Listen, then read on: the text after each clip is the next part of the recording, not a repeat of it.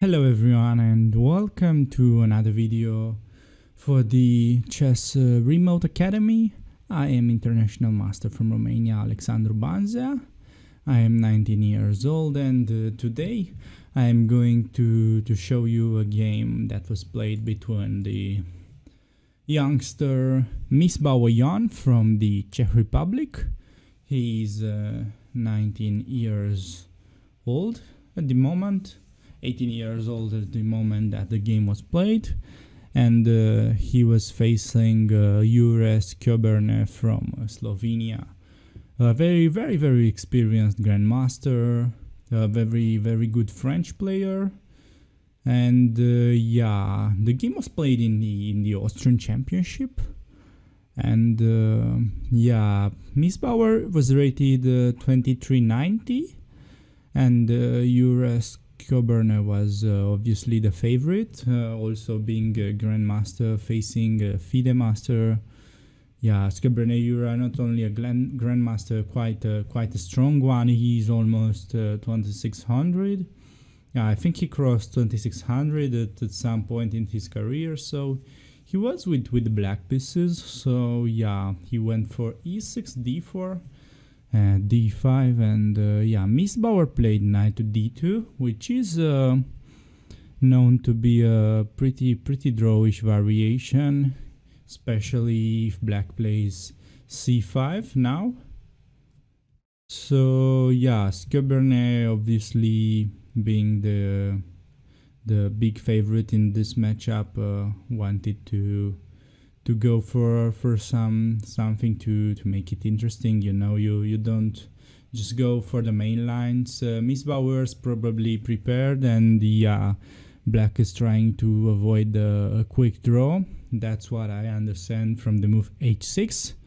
So yeah, today's video is going to be related to this sideline, which I think is a very interesting sideline for black, especially if you are looking to outplay a bit lower rated opponents than yourself. I think the h6 move can be a very interesting one, because if white goes for the normal play, you will get some attacking chances on the king side, and yeah, the most players from the white side might not be very well prepared against this move, because yeah, the two big main moves in this position are c5, as I said, and also knight f6 is a very popular line that a lot of French players do. So yeah, definitely consider having h6 in your repertoire if you're looking for a surprise weapon against the Tarrasch Variation.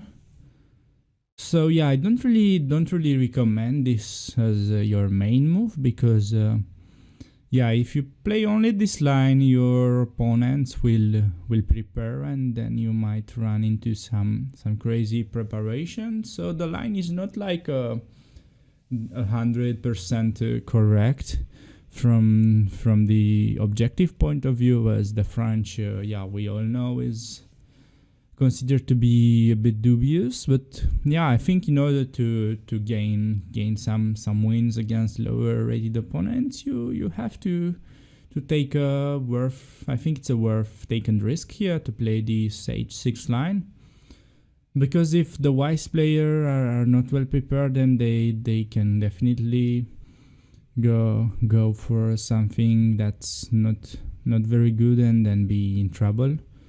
So yeah, definitely have this h6 move in your pocket. But also, like, if you play against someone higher rated, for example, and you are only a French player, then you should consider having something more solid like c5, or maybe knight to f6 in this position. So h6 just yeah, it's a nice move to also have.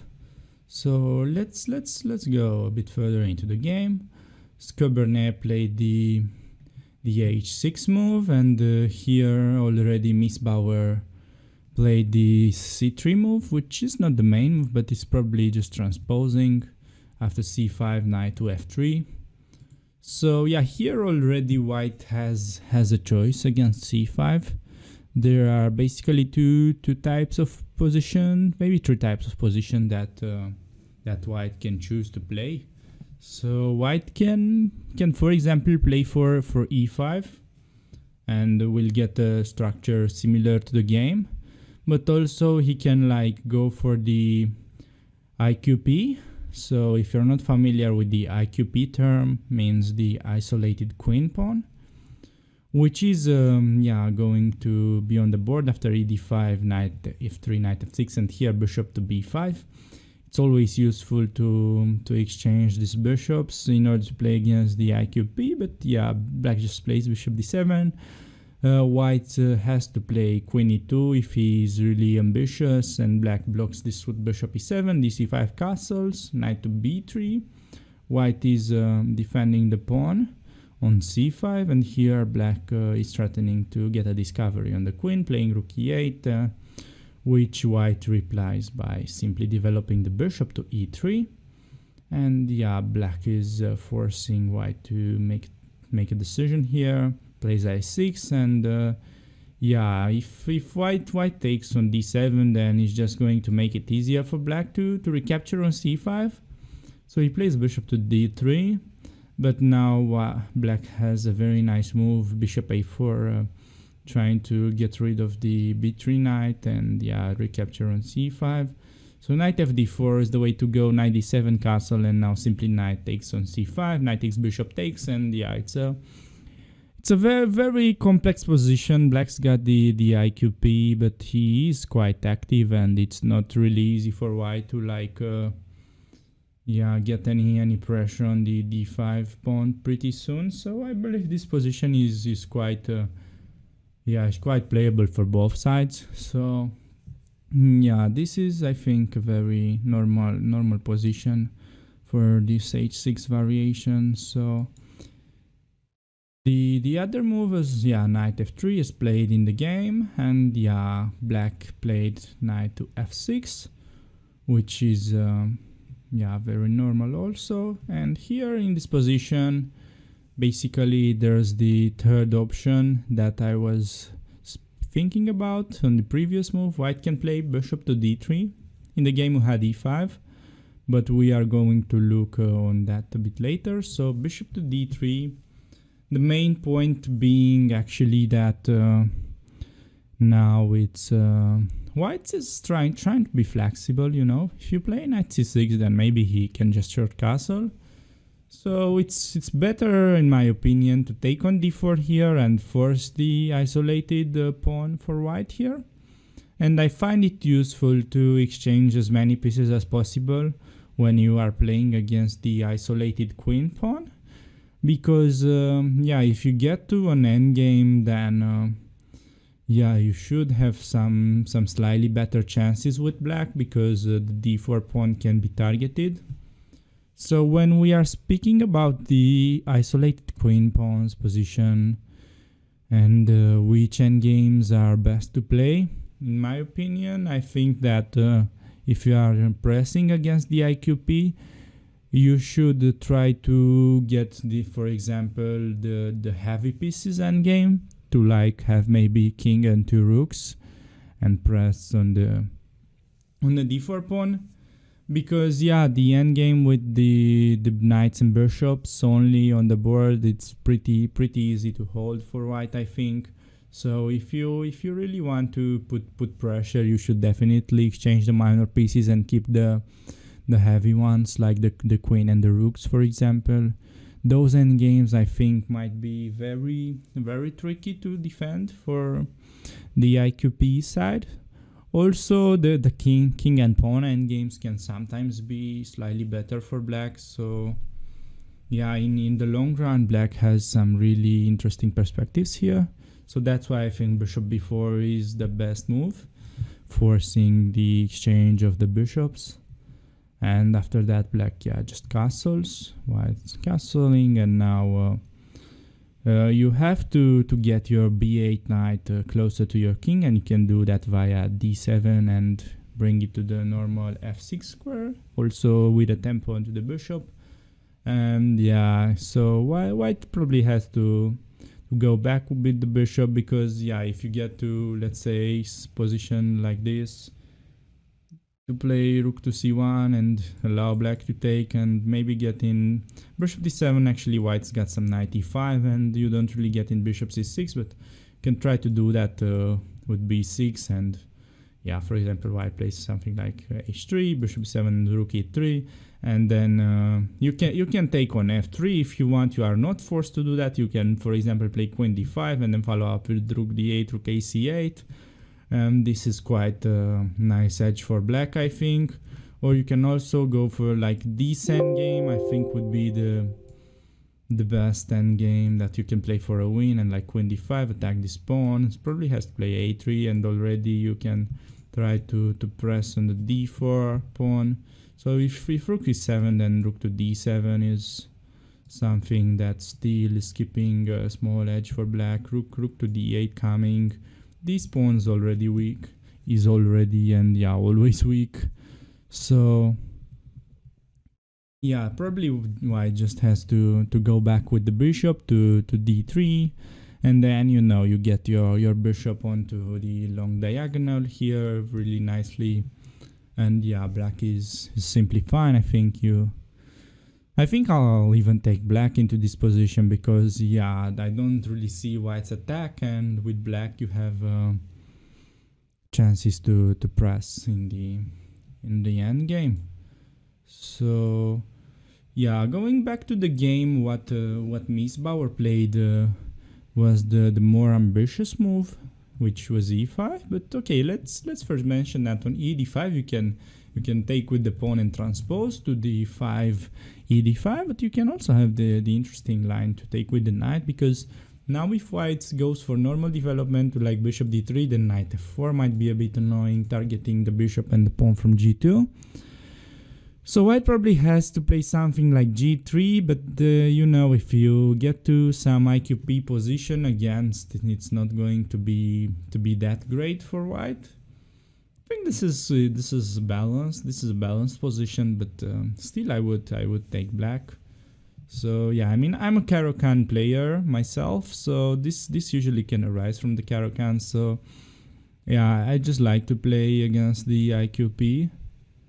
So yeah, let's see the e5 move. That's obviously the main move, and this is probably what you're going to get in most of your games, because e5 is the most natural way, I think, to go. And after knight fd7, bishop d3, again the most natural reply, knight to c6, and white short castles. And I think this is one of the key position, maybe the key position actually of this line, because here what you would normally consider as black is play something like bishop e7, and white can maybe go rook e1, you'll castle, he goes knight f1, and maybe go b6, he plays knight g3, bishop b7, and he might even get some knight h5 with attacking chances, and you don't really have a lot of counterplay with black.